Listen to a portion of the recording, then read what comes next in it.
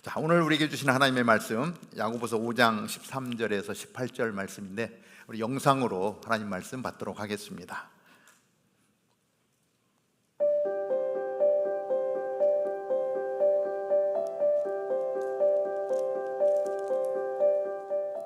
여러분 가운데 고난 당하는 사람이 있으면 기도하십시오. 즐거운 사람이 있으면 찬송하십시오. 여러분 가운데 병든 사람이 있으면 교회의 장로들을 초청해 주의 이름으로 기름을 붓고 그를 위해 기도하게 하십시오. 믿음의 기도는 병든 사람을 낫게 할 것이며 주께서 그를 일으키실 것입니다. 비록 그가 죄를 지었을지라도 용서받을 것입니다. 그러므로 서로 죄를 고백하고 병 낫기를 위해 서로 기도하십시오. 의인의 기도는 역사하는 힘이 큽니다. 엘리야는 우리와 본성이 똑같은 사람이었습니다. 그러나 그가 비가 오지 않기를 간절히 기도했더니 3년 반 동안 땅에 비가 내리지 않았습니다. 그리고 다시 기도했더니 하늘에서 비가 내리고 땅이 열매를 냈습니다.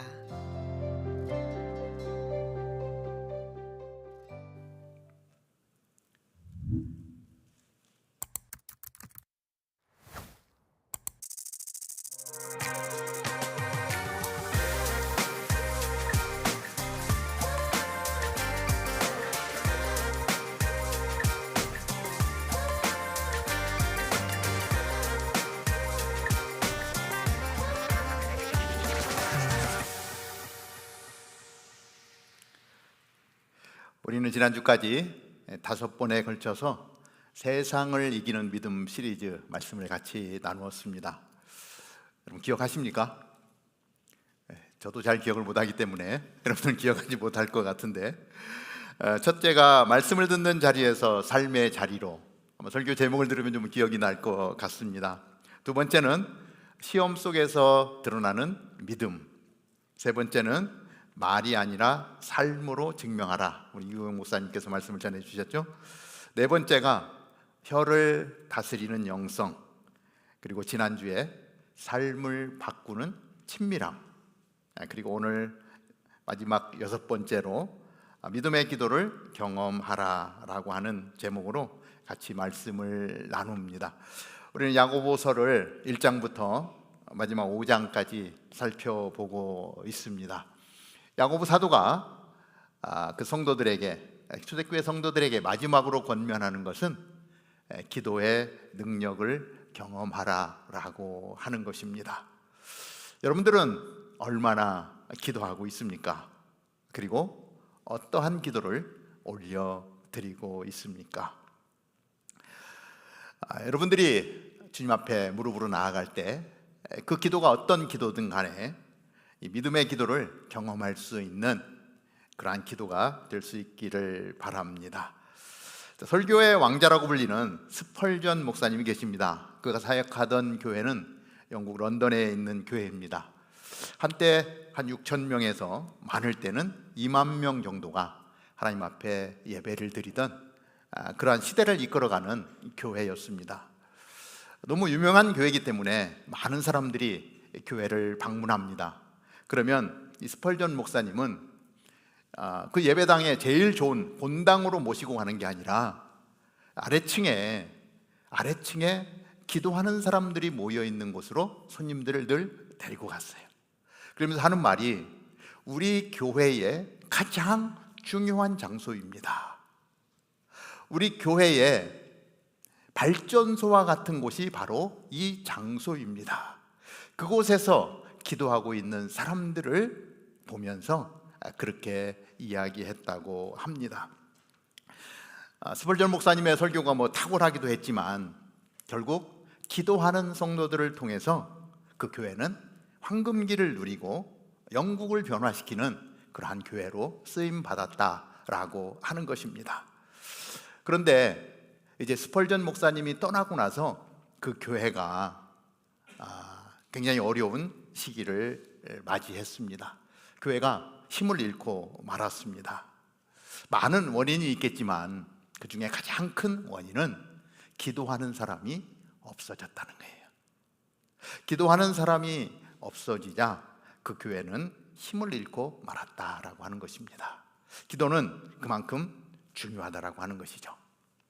저희 교회도 우리 중보기도팀이 우리 교회와 성도님들을 위해서 계속 기도하고 있습니다. 특별히 우리 예배 15분 전에 예배를 준비하면서 저희들이 또한 기도를 하고 있죠. 그리고 보이지는 않지만 우리 권사님을 중심으로 해서 저희들 보이지 않는 곳에서 기도하는 중보기도팀이 있습니다. 온라인으로 모여서 같이 기도하죠. 저희 교회에 그런 분이 있다라고 하는 사실조차도 모르는 분이 많을 겁니다. 우리 바텔 캠퍼스에서부터 섬기면서 정말 다음 세대를 위해서 거의 15년, 20년을 기도해 오던 우리 권사님이 또 그 온라인 방에는 한국에 계신 분도 계시고 여기에 계신 분의 어머님도 참여하는 분도 계십니다.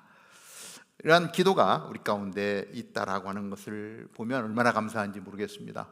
그리고 제일 감사한 것 중에 하나는 토요일마다 우리가 토요 새벽 기도를 하는데 그 새벽 시간을 깨우고 와서 예배하며 기도하는 거예요. 새벽 기도 끝나면 개인 기도 시간이 주어지는데 그때 무릎으로 주님 앞에 나아가고 있는 그런 모습들을 보면 얼마나 감사한지 모릅니다.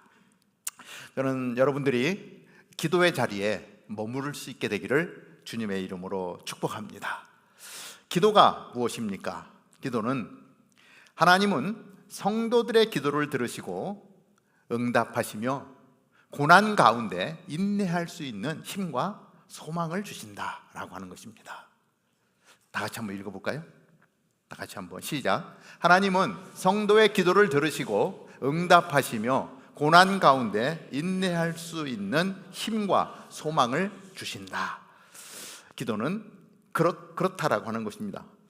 우리가 보았던 야고보서 1장 5절 말씀인데 이렇게 기록을 하죠. 여러분 가운데 누구든지 지혜가 부족하면 모든 사람에게 후히 주시고 꾸짖지 않으시는 하나님께 구하십시오. 그러면 주실 것입니다. 1장에서 그렇게 말씀하고 계세요. 우리 하나님은요, 기도하는 자를 찾으십니다. 요즘 시대를 살아가는 우리 청년들의 특징을 한 문장으로 말하라고 하면 이런 것이 아닐까 하는 생각을 해봅니다. 뭔가 열심히 살긴 해요. 힘을 다해서 살아가는데 이상하게 마음은 자꾸 무기력해지는 거. 이것이 이 시대를 살아가는 우리 청년들의 모습이 아닌가 이런 생각을 해봅니다. 직장에서는 실적을 내라고 압박이 들어오죠. 학교에서는 좋은 성적을 받아야 되는 부담이 있습니다. 우리는 사람과 사람의 인간관계를 맺고 살아가고 있는데 어떤 때 보면 그 인간관계가 점점점 멀어지는 것 같이 느껴지기도 하고요. 우리는 내일을 준비하면서 살아가는데 미래는 불투명해 보일 때도 많다라고 하는 것입니다. 일상생활 속에서뿐만 아니라 우리의 신앙은 어떻습니까? 한참 정말 뜨겁게 신앙생활하던 그런 시간들이 있었는데 어느 순간 돌아보니까 나도 모르게 식어버린 내 모습을 발견할 때가 있습니다. 이러한 때에 우리에게 필요한 것이 무엇일까요? 그때 기도가 필요하다라고 하는 것입니다. 오늘 기도에 대해서 생각해 보는데 첫 번째, 모든 상황을 기도로 해결하십시오. 야고보서 5장 13절 말씀입니다. 여러분 가운데 고난당하는 사람이 있으면 기도하십시오. 즐거운 사람이 있으면 찬송하십시오. 우리는 이 두 가지 상황 가운데 놓여 있을 것입니다. 우리의 삶에 때로는 고난이 찾아올 때가 있습니다. 그러면 우리가 어떻게 되죠? 고난스러운 일이 생기면 제일 먼저 찾아오는 것은 원망이죠. 왜 나한테만 이런 일이 생기지? 도대체 왜 하나님은 침묵하고 계신 거야? 너무 힘들어서 아무것도 할 수 없을 때 자기를 탓하면서 어떻게 하나님이 이럴 수 있는가라고 하는 그런 질문 가운데 나아갑니다. 그렇지만 야고보는 우리에게 이렇게 말씀을 합니다. 고난 당할 때 기도하라. 너에게 고난이 찾아오느냐? 그때가 기도할 때다. 왜냐하면 고난의 기도는 하나님께로 돌아오라고 우리를 초대하시는 하나님의 초대장이다 라고 말씀하고 있는 거예요. 내가 너무 힘든 상황이 됐을 때 하나님을 바라보지 않고 세상을 향해서 나아가는데 너무 힘든 상황이 닥쳤을 때 다시금 하나님께로 방향을 돌리게 하기 위해서 하나님 우리에게 고난을 허락하신다라고 하는 것입니다. 맷 챈들러 목사님이라는 분이 계신데 그분은 이렇게 말합니다. 하나님 중심적 신뢰는, 하나님에 대한 믿음을 가지고 있는 사람은 상황을 기준으로 하나님을 해석하는 것이 아니라, 왜 하나님은 침묵하고 계시는가 라고 이야기하는 것이 아니라 하나님을 기준으로 상황을 해석하는 것이다. 어떤 상황이 되었을 때에 그 하나님이 기준이시고 그 하나님이 왜 나에게 이러한 상황을 허락하셨는가 라고 그 상황을 받아들이는 거죠. 하나님, 이 상황인데 왜 하나님 나를 이런 상황 가운데로 몰아넣으셨습니까가 아니라 왜 하나님은 나를 이 상황 속에 있게 하셨을까? 완전히 다른 문제죠. 그리고 하나님의 뜻을 묻고 하나님의 나를 향한 사랑을 거기서 발견해내는 거예요. 비록 고통일지라도. 그리고 하나님께로 돌아가는 것입니다. 고난은 하나님이 나에게서 멀어졌다는 증거가 아니라 하나님이 나를 더 깊은 자리로 부르시는 초대장이다라고 하는 것이죠. 그래서 우리에게 고난이 닥칠 때 우리는 기도로 하나님 앞에 더 가까이 나아가야 된다라고 하는 것입니다. 고난이 올 때만이 아니라 찬송할 때도, 즐거울 때도, 그죠? 즐거운 일이 생기면 제일 먼저 무슨 생각이 들죠? 내가 너무 잘해서, 난 너무 잘난 사람이야, 내가 누군데 라고 하는 것이죠. 그리고 나도 모르게 교만해질 때가 있습니다. 역시 나야. 그런데 그때 야고보 사도는 즐거운 일이 있냐? 그때는 찬송해라. 그 찬송의 포커스가 누구예요? 하나님인 거예요. 이 즐거운 상황 가운데 나를 이끌어 주신 하나님께 찬송하며 나아가는 것입니다. 고난 당할 때만 기도하는 것이 아니라 즐거울 때도 찬송하면서 하나님 앞에 나아가는 거예요. 이 기쁨의 순간을 하나님과 연결하는 거예요. 그러면 내가 교만해지는 것이 아니라 그 은혜를 베풀어 주신 하나님의 이름을 높이며 더 겸손하게 나아갈 수 있다라고 하는 것입니다. 내 삶의 모든 타이밍을 하나님과 연결하는 거예요. 이것이 진짜 믿음의 시작이라는 것입니다. 내 삶의 모든 영역을 하나님과 연결하는 거예요. 우리가 어떤 때 기도합니까? 위기 상황이 되면 기도해요. 하나님, 이거 죽을 것 같습니다. 뭐 붙잡을 게 없는 거예요. 그때 하나님 앞에 기도하는 거예요. 하나님 그렇게 기도하는데 그냥 이 기도가 어떤 형태냐면 위기가 닥쳐오면 비상 버튼을 누르는 것 같은 거예요. 하나님 살려주세요 하고 버튼을 눌러. 그런데 좋고 즐겁고 행복할 때는 하나님을 잊어버리고 사는 거예요. 그런데 그럴 때만이 아니라 어렵고 힘들 때에도, 때로는 기쁘고 즐거울 때도 우리는 하나님과 연결하는 그 영혼의 호흡이 바로 기도다라고 말씀하고 있는 것입니다. 두 번째는 그 기도가 서로를 위해 기도할 때 하나님은 공동체 안에서 역사하십니다. 야고보 사도는 개인의 기도도 중요하지만 공동체가 함께하라고 말씀합니다. 오늘 14절 보니까 이렇게 기록을 해요. 여러분 가운데 병든 사람이 있으면 교회의 장로들을 초청하여 주의 이름으로 기름을 붓고 그를 위해 기도하게 하십시오. 병든 사람이 있으면 장로들을 불러 기도하라는 것입니다. 여기서 장로는 누굽니까? 장로는 그때 당시에 제일 어른 그룹이죠. 이렇게 삶의 경험이 많으신 분, 기도의 열매를 많이 취하신 어르신들을 이야기합니다.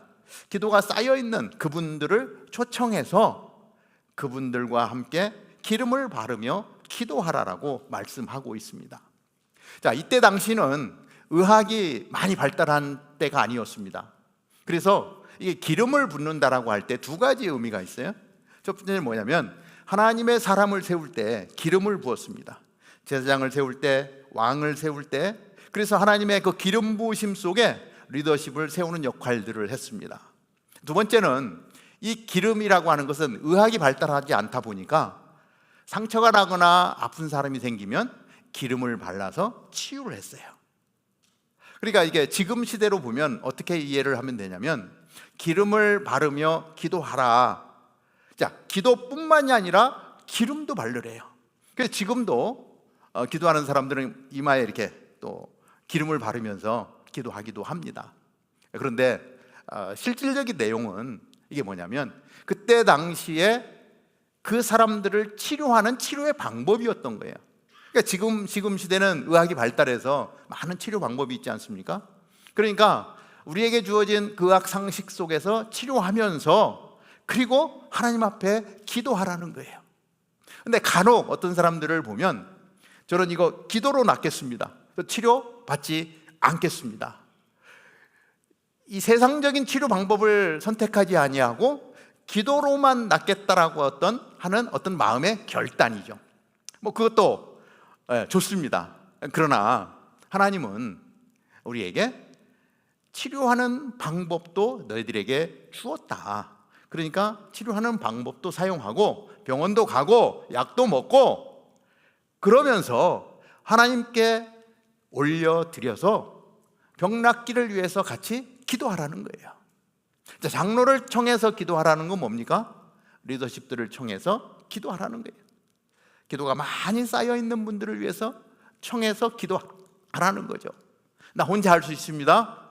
그럼 뭡니까? 공동체 안에서 서로를 위해 기도하라라고 말씀하고 있는 것입니다. 우리 청년들 가끔 이게 기도 제목을 좀 나누십시오 하면은 좀 힘들어하는 분들이 있어요.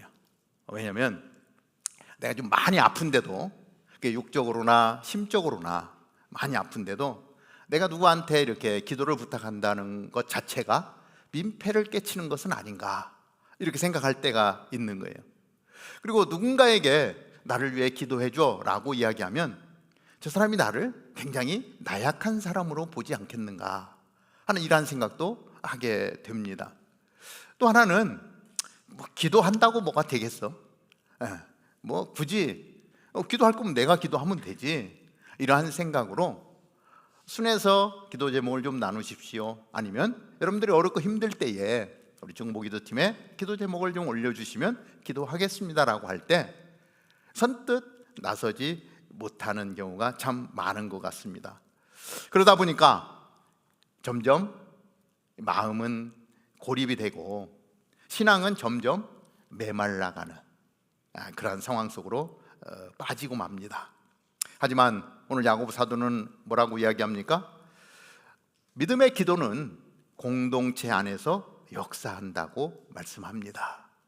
장로를 청해서 기도해라, 교회 리더십을 청해서 기도하라, 기도하는 사람들, 특별히 중보기도 팀들에게 기도를 부탁해서 우리 공동체 안에서 이거를 우리 공동체의 아픔으로 품고 같이 기도하며 나아갈 때 그 공동체에서 올려드리는 기도 가운데 하나님이 역사하신다. 그러니까 공동체 안에서 우리가 같이 기도하는 것이 얼마나 중요한지를 말씀해 주고 있는 것입니다. 여러분들 가운데 육신의 질병이 있을 때에 사랑하는 순식구들에게 부탁을 하십시오. 교육자들에게 기도 부탁하는 거예요. 간절한 마음으로. 육신의 질병뿐만이 아니라 마음의 질병이 있을 때도, 내 심령이 너무 어렵고 힘들 때도 같이 기도하며, 그래서 그 기도 가운데 역사하시는 하나님, 그리고 나의 그 어려운 모든 과정들을 회복해 하시는 하나님을 만나는 은혜가 우리 공동체 안에 있게 되기를 바랍니다. 빌립보서 4장 6절은 이렇게 말씀합니다. 아무것도 염려하지 말고 오직 모든 일에 기도와 간구로 여러분이 구할 것을 하나님께 감사함으로 아뢰십시오. 어떤 상황이든 감사함으로 아뢰래요. 마가복음 11장 24절은 이렇게 기록을 합니다. 그러므로 내가 너희에게 말한다. 무엇이든지 너희가 기도하고 간구하는 것은 이미 받은 줄로 믿으라. 그러면 너희에게 그대로 이루어질 것이다. 하나님 우리에게 말씀하시는 거예요. 우리의 기도가 얼마나 중요한지를 말씀하고 있는 거예요. 무엇이든지 너희가 믿음으로 기도하는 것들 다 받은 줄로 믿으라고 하는 것이. 기도는 혼자 하는 영적 독립운동이 아니고 함께하는 영적 회복운동이다라고 말씀하고 있는 것입니다. 서로를 위해서, 내 옆에 있는 사람들을 위해서 기도할 때 하나님께서 역사하신다는 것입니다. 세 번째는, 기도는 내 뜻대로 하나님을 움직이는 것이 아니라 하나님의 살아계심을 내 삶으로 초대하는 것입니다. 그냥 하나님 이것 주세요, 이것 주세요, 내게 필요한 것들을 그냥 채우는, 그냥 램프를 문지르면 나오는 지니 같이 그냥 말만 하면 다 들어주는 하나님이 아니고, 그 하나님을, 살아계신 하나님을 내 삶으로 초청하는 것이 기도다. 예레미야 33장 3절은 참 유명한 구절이죠. 333. 내게 부르짖으라. 그러면 내가 내게 대답하겠고 내가 알지 못하는 크고 비밀스러운 일들을 내게 알려줄 것이다. 내게 부르짖으라. 그러면 내가 내게 대답하겠고 내가 알지 못하는 크고 비밀스러운 일들을 내게 알려줄 것이다. 하나님은 예레미야 선지자를 통해서 우리에게 말씀해 주고 있습니다. 어떻게 하라? 하나님 앞에 부르짖으라. 부르짖는다는 건 뭐예요? 살아계신 전능하신 하나님을 내 삶으로 초청하는 거예요. 부르짖는 거예요. 내 삶으로 찾아와 주십시오. 전능하신 하나님, 하나님이 필요합니다. 간절하게 부르짖을 때 하나님이 그 부르짖음을 외면하지 않으신다 말씀하는 것입니다. 그러면서 누구 이야기를 하냐면 17절에 보면 엘리야를 예로 말씀해 주고 있습니다. 엘리야는 우리와 본성이 똑같은 사람이었습니다. 그러나 그가 비가 오지 않기를 간절히 기도했더니 3년 반 동안 땅에 비가 내리지 않았습니다. 제일 먼저 얘기하는 게 뭐예요? 엘리야는 본성이 우리와 똑같은 사람이라는 거예요. 우리와 다른 사람이 아니라는 거예요. 엘리야는 위대한 하나님의 선지자, 아니 한 사람의 인간이었다라고 말씀합니다. 그런데 그가 기도하자 3년 반 동안 비가 오지 않는 거예요. 이것이 기도의 능력이다라고 하는 것입니다. 엘리야는요, 그 상황보다 상황을 다스리고 계시는 하나님 앞에 나아간 거예요. 그 상황을 주관하시는 분 앞에 나아가서 그 필요한 것들을 구했더니 하나님이 그 기도 가운데 역사하셔서 그 이스라엘 땅에, 아합이 다스리고 있는 그 땅에 3년 반 동안 비가 오지 않는 거예요. 내가 기도하면 그런 일이 일어날 수 있을까? 여러분들이 기도하면 1년 동안 시애틀에 비가 오지 않도록 기도하면 비가 그친다. 가능할까요? 가능합니다.